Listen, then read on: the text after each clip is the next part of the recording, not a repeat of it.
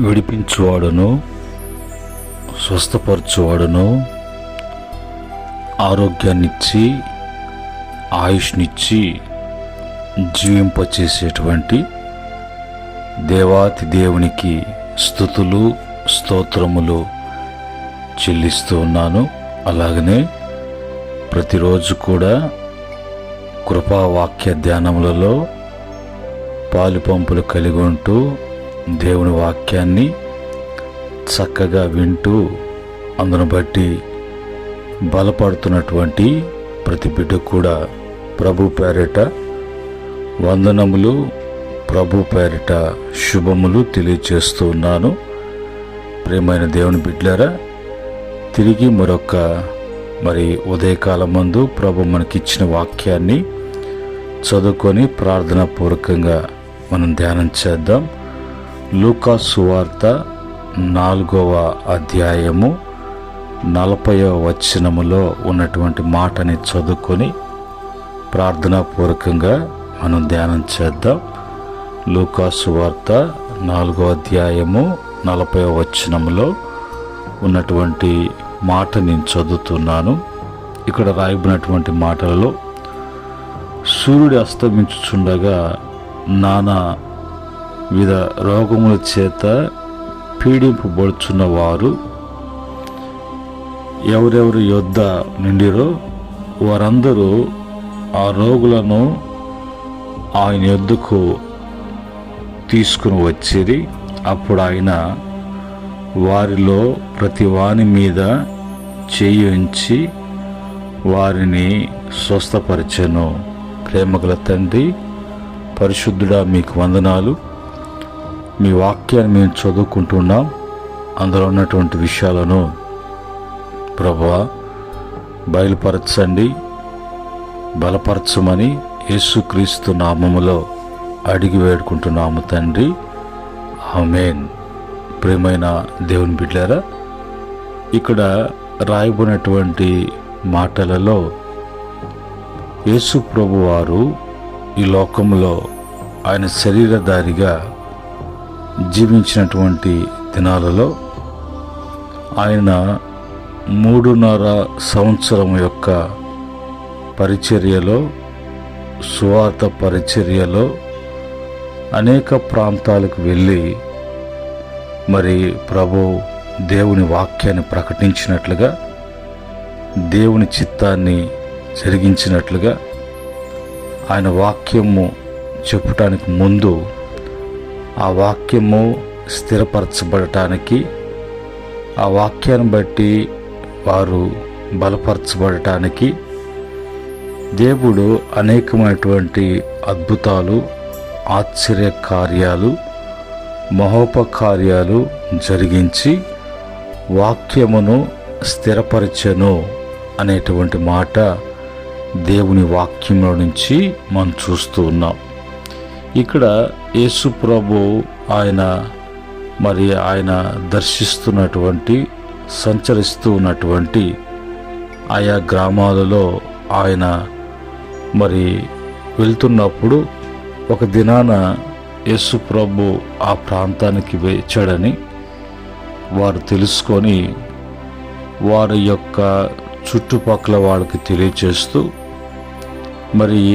వారి యొక్క యుద్ధ ఉన్నటువంటి వివిధమైనటువంటి నానా విధమైనటువంటి రోగముల చేత పీడించబడుతూ ఉన్నటువంటి వారు అందరినీ కూడా వారిని యేసు ప్రభు యొద్దకు తీసుకుని వచ్చినప్పుడు యేసు ప్రభు వారు వారిని వారి మీద చేతులుంచి వాళ్ళందరూ కూడా ఆయన స్వస్థపరిచెను, బాగుపరిచెను. వారికి దేని చేతైతే పీడించబడుతున్నారో దాని నుంచి ఆయన వారికి విడుదల కలిగించి వారి జీవితాలలో ఆ అనారోగ్యము అనేది, అనారోగ్యము చేత కలిగేటువంటి బాధ, ఆ అనారోగ్యం చేత వాళ్ళు మానసికంగా, శారీరకంగా, ఆధ్యాత్మికంగా ఎంతగా నలిగిపోతూ వారు ఎంతగానో కృంగిపోతూ వేదన చెందుతున్నటువంటి వారికి యేసు ప్రభు వారు గొప్ప వాళ్ళకి విడుదల అనుగ్రహించినట్లుగా ఈ యొక్క మాటల నుంచి మనము చూస్తూ ఉన్నాం.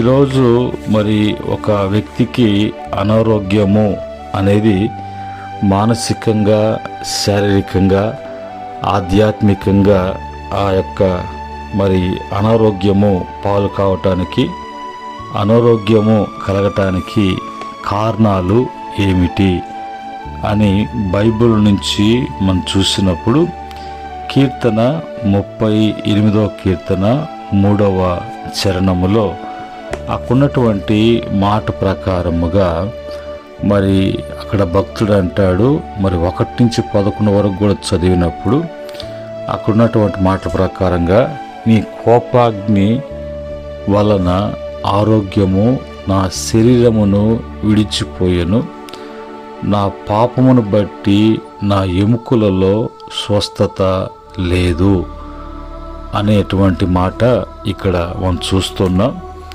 ఇక్కడ అతనికి తన ఎముకలలో స్వస్థత అనేది నాకు లేకుండా పోతుంది, నాకు స్వస్థత నా ఎముకలలో లేదు అనటానికి కారణం ఏంటంటే అది పాపాన్ని బట్టి కలిగేటువంటి ఆ యొక్క అస్వస్థత.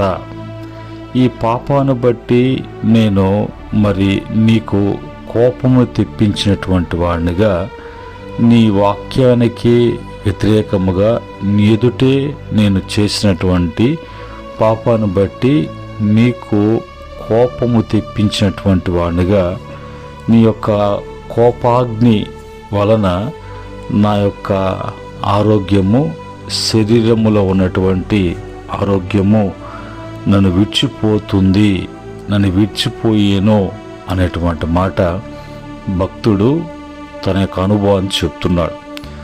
ఈరోజు మరి మనిషి చేసేటువంటి ప్రతి పాపము, అపరాధము, ప్రతి దోషము కూడా దేవుని ఎదుట అతను చేస్తూ ఉన్నాడు.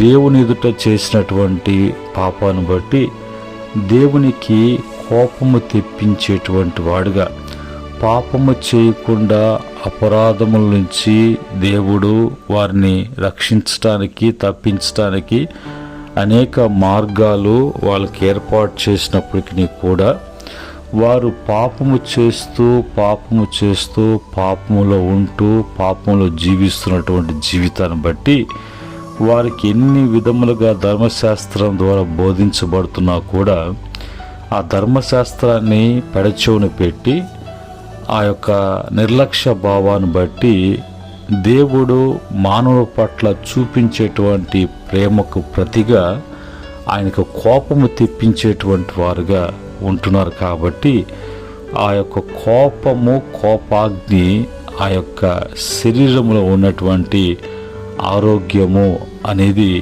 లేకుండా పోయేటట్లుగా చేస్తున్నది. అందువలన మరి మానవుడైనటువంటి ఆ యొక్క కీర్తనకారుడు అంటాడు, ప్రభా అందును బట్టి నాకు మరి స్వస్థత కలగట్లేదు, బాగలేదు అని అంటే మందు వేసుకుంటే, మందులు వాడుతూ ఉంటే బాగవటానికి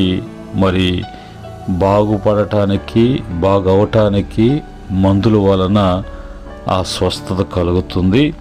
అయితే పాపంలోనే ఉంటూ పాపాన్ని విడిచిపెట్టకుండా పాపంలో కొనసాగిస్తూ నేను బాగుండాలా అంటే ఆ పాపము వలన వచ్చేటువంటి జీతము మరణము కనుక ఆ మరణము అనేది ఎలాగా ఒక మనిషి మీద అది పనిచేస్తుందంటే క్రమేణా శరీరములో ఉన్నటువంటి అవయాల్లో ఉన్నటువంటి బలము, వాటిలో ఉన్నటువంటి శక్తి అన్నీ కూడా క్షీణించిపోతూ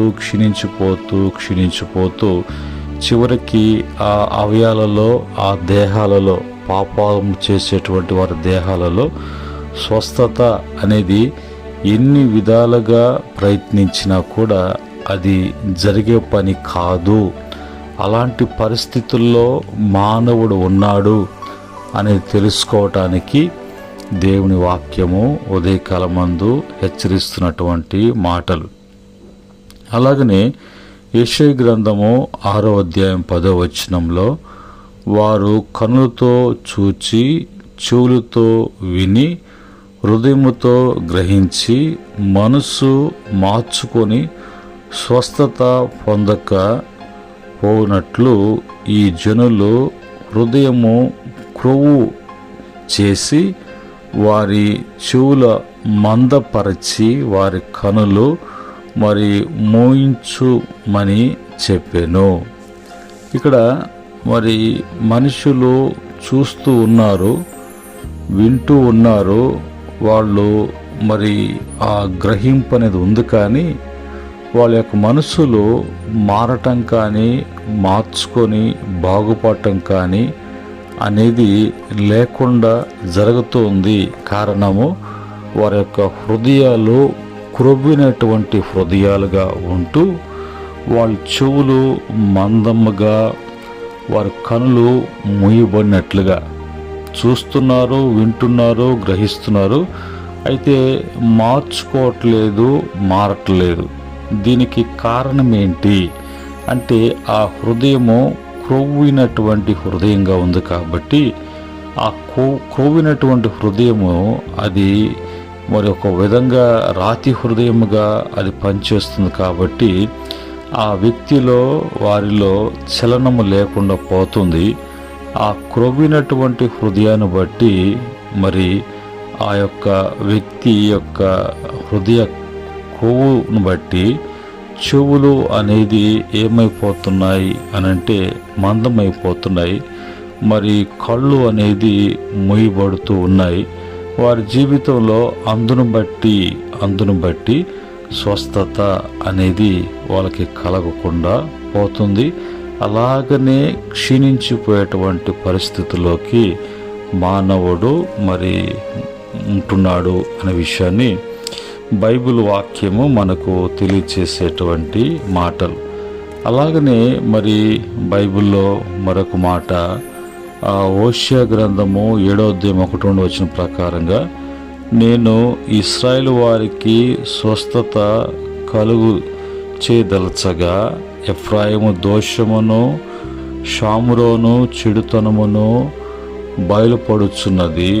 జనులు మోసము అభ్యాసము చేసేదరు.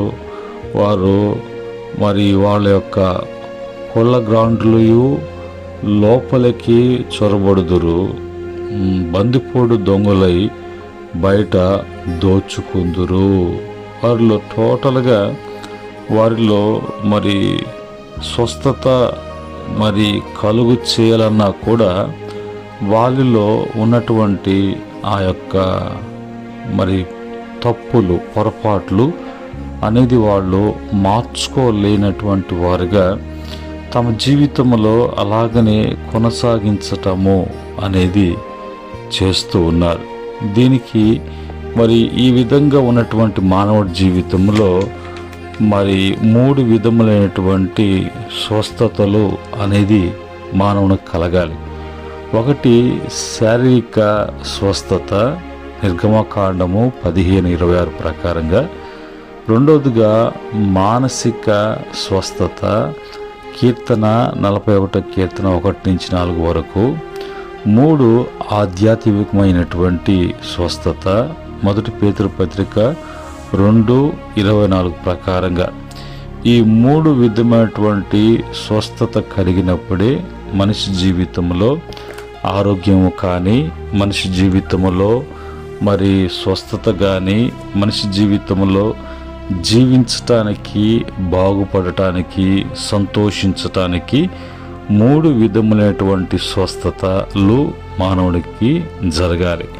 ఇది జరగాలి అంటే, ఆ స్వస్థత కలగాలి అంటే, అది హాస్పిటల్కి వెళ్ళి డాక్టర్లు చూపించుకొని, ఒకవేళ ఏదన్నా మందులు, ఇంకా ఖరీదైనటువంటి మందులు, అలా కాకుండా నాటు వైద్యాలు ఎన్ని వాడినా ఈ స్వస్థతను కలుగు చేసేటువంటి వాడు శారీరకంగా, మానసికంగా, ఆధ్యాత్మికంగా ఆ యొక్క విడుదల, స్వస్థత, ఆరోగ్య కార్యములు అది చేయగలిగినటువంటి వారు ఒక్కరే, ఆయన ప్రభు అయిన యేసుక్రీస్తు వారు తప్ప మరి ఎవరి వలన అది సాధ్యము కాదు.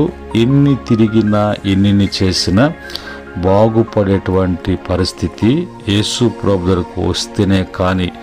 అందుకనే ఆయన సమాజ మందిరములో ఆయా ప్రాంతాలలో ఆయా గ్రామాలలో ఆయన సంచరిస్తూ ఆయన రాజ్య సువార్తను ప్రకటిస్తున్నప్పుడు మొదటగా అనేక మంది రోగముల చేత పీడించబడుతున్నటువంటి వారిని యేసు ప్రభు దగ్గరకు తీసుకుని వచ్చినప్పుడు వారికి స్వస్థతను కలుగు చేసి అప్పుడు దేవుని వాక్యాన్ని వాళ్ళకి బోధించి ఆ వాక్యము వారి జీవితంలో స్థిరముగా నిల్చున్నట్లుగా ప్రభు చేశారు.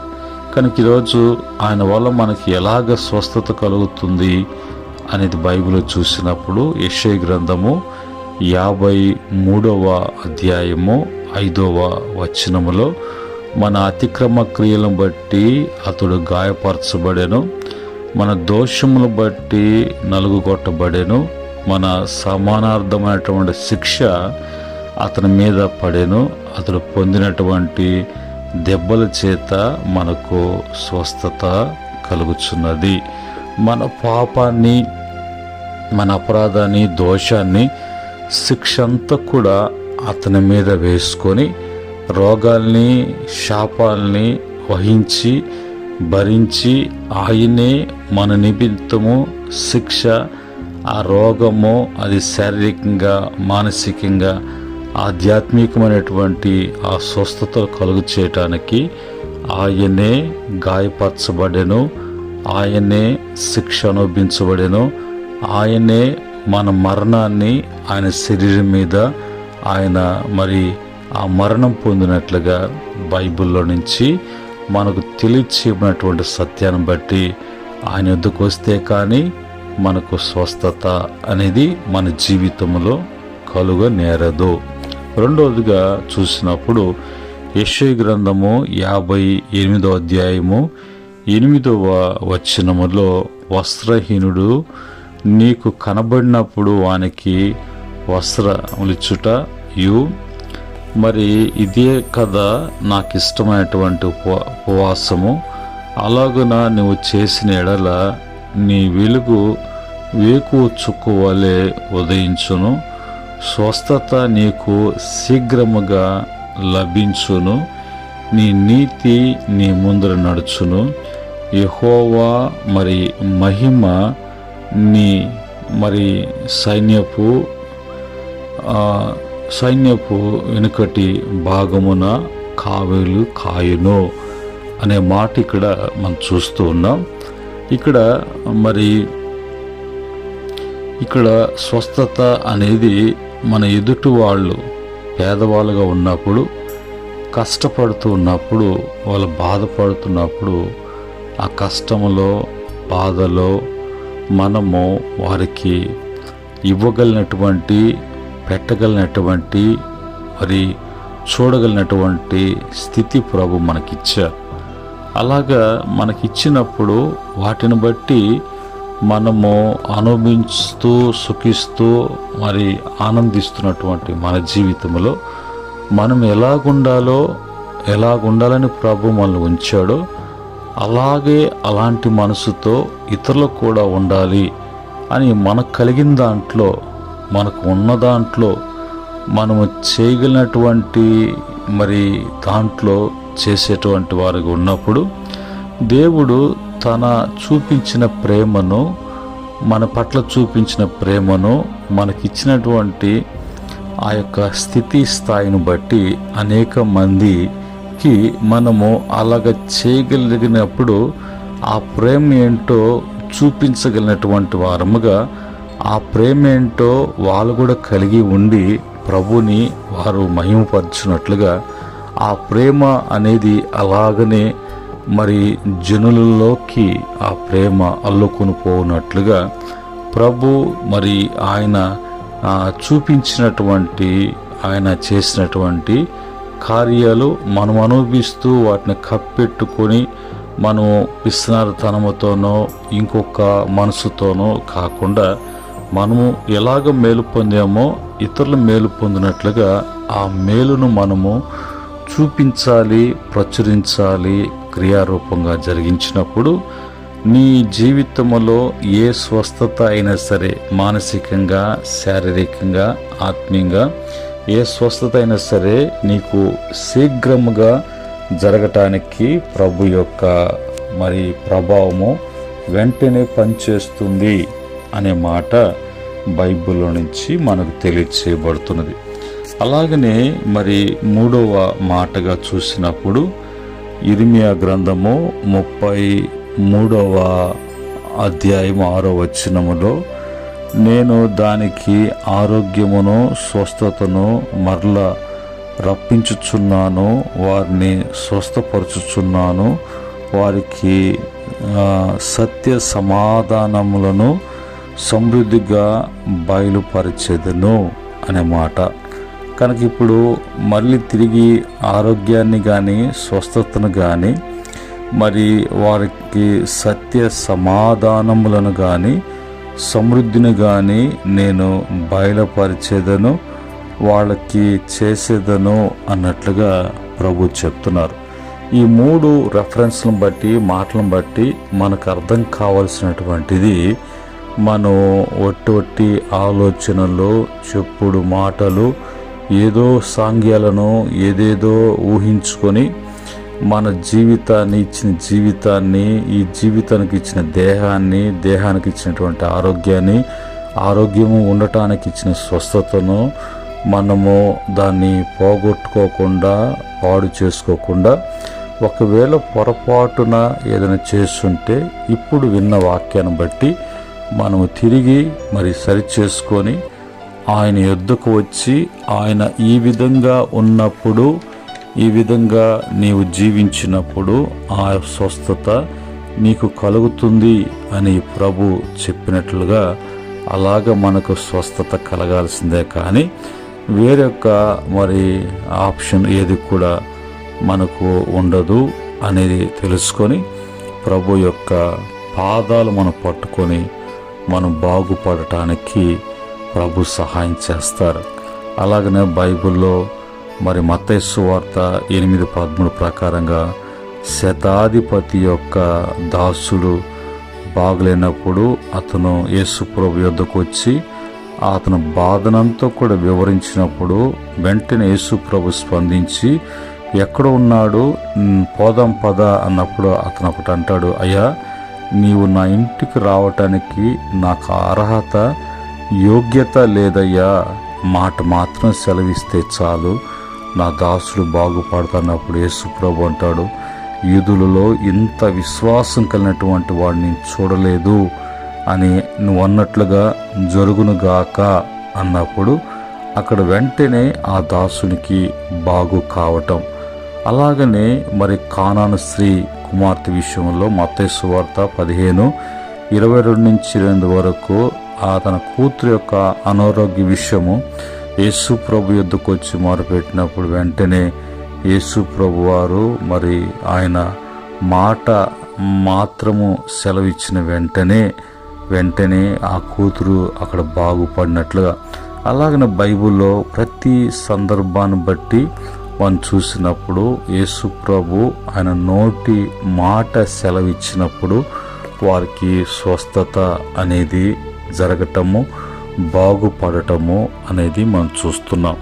మన జీవితంలో కూడా అలాంటి అనుభవాల్లోకి మనము వెళ్ళి బాగుపడటానికి, మనలో మనం సరిచేసుకొని మనం ప్రభునందు స్థిరులుగా ఉండటానికి ప్రభు ఉదయకాలమందు ఆయన యొక్క దైవికమైనటువంటి స్వస్థతను గురించి ప్రభు మనకు తెలియచేశారు. ఒకవేళ మానసికంగా, శారీరకంగా, ఆధ్యాత్మికంగా ఎక్కడ అనారోగ్యం, ఎక్కడ బలహీనత, ఎక్కడ బాగులేనటువంటి పరిస్థితితో అన్నిట్లో కూడా ఆ విడుదలిచ్చి స్వస్థతనిచ్చేటువంటి యేసయ్య మనకు ఆయన ఎప్పుడు కూడా అందుబాటులో, ఎప్పుడు కూడా ఆయన మనకు సమీపంగా ఉన్నాడు. కనుక మనము ఆయన వేడుకొని బాగుపడటానికి శారీరకంగా మనము అన్ని విషయాల్లో కూడా మానసిక ఆధ్యాత్మికంగా ప్రభు గొప్ప స్వస్థతను కలుగుచేయునుగాక. ఆమెన్. ప్రేమగల తండ్రి, పరిశుద్ధుడా, మీకు వందనాలనైనా. నీ పరిశుద్ధ నామములో మీరు ఉదయకాలమందు దైవిక స్వస్థత మాకు ఎలాగ కలుగుతుందో, స్వస్థత కలగకుండా పోవటానికి కారణం, మాకు ఎలాంటి స్వస్థత అవసరమో ఆ స్వస్థత లభించేటువంటి మీ యొక్క సన్నిధి ప్రభువా, మీ యొక్క పాద సన్నిధి అనేది మాకు బయలుపరిచిన మాటలను బట్టి స్తుతిస్తున్నాం. ఎంతమంది ఆ విధంగా అస్వస్థతతో బాధపడుతున్నారో నాయన, వారు బాగు కావటానికి మీ యొక్క దైవిక కార్యం జరిగించమని వేడుకుంటున్నాం. తిరిగి నాయన మరొక దినములోకి మేము నీ కృపావాక్యం యొద్దకు వచ్చేటప్పటికి మరి ఈ మాటలను బట్టి, ఈ మాటలు బుద్ధిగంతాల వరకు బిడ్డలకు అందించబడుతూ వారి జీవితాల్లో గొప్ప నాయన స్వస్థత కలుగునట్లుగా నీ ప్రభావం విరుజుమ్మునట్లుగా సహాయం చేయమని యేసుక్రీస్తు నామములో అడిగి వేడుకుంటున్నాము తండ్రి. ఆమేన్. పరమందు తండ్రి ప్రేమ, కుమారుని యేసు కృప, పరిశుద్ధాత్మ యొక్క ఆనంద సంతోషములు కూడి ఉన్నటువంటి, ఈ మాటలు వింటున్నటువంటి, మాటలు బట్టి సరిచేసుకుంటున్నటువంటి బిడలకును సకల పరిశుద్ధులకును ఆయన దాసులకును సదా తోడే నడిపించును గాక. ఆమేన్. దేవుడు మిమ్ములను మీ కుటుంబాలను అన్ని విషయములలో దీవించి స్థిరపరచును గాక. ఆమేన్. దైవాశీస్సులు మీకు కలుగును గాక.